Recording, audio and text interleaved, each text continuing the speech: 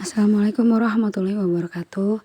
Bapak Ibu, kali ini ada berita baik dari pemerintah terkait pelaksanaan seleksi PPK di tahun 2024 itu akan dibuka menjadi 2 periode.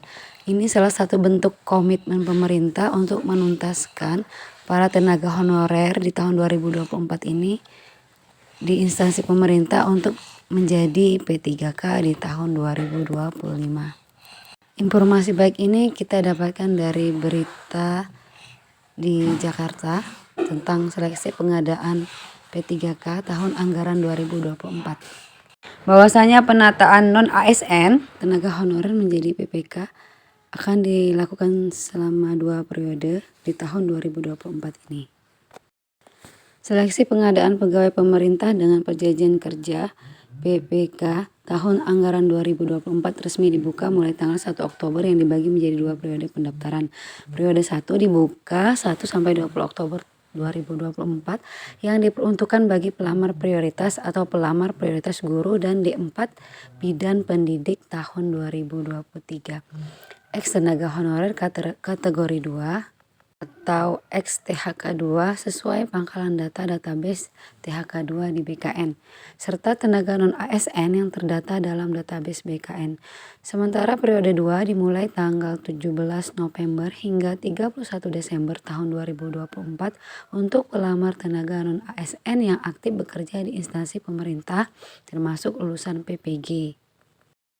Untuk formasi guru di instansi daerah, calon pelamar seleksi P3K bisa mendaftar melalui portal https://sscsnbkn.go.id sebagai situs resmi pendaftaran ASN secara nasional. Silahkan mencermati mekanisme seleksi PPK berdasarkan Kepmen Pan-RB yang sudah kita terbitkan. Ujar Menteri Pendayagunaan Aparatur Negara dan Reformasi Birokrasi Pan-RB Abdullah Azhar Anas di Jakarta, Selasa tanggal 1 bulan Oktober. Kementerian Pan-RB telah menerbitkan 3 peraturan terkait kebijakan pengadaan PPK tahun anggaran 2024. Aturan tersebut yakni Keputusan Menteri Pan-RB nomor 347/2024 tentang mekanisme seleksi P3K tahun anggaran 2024.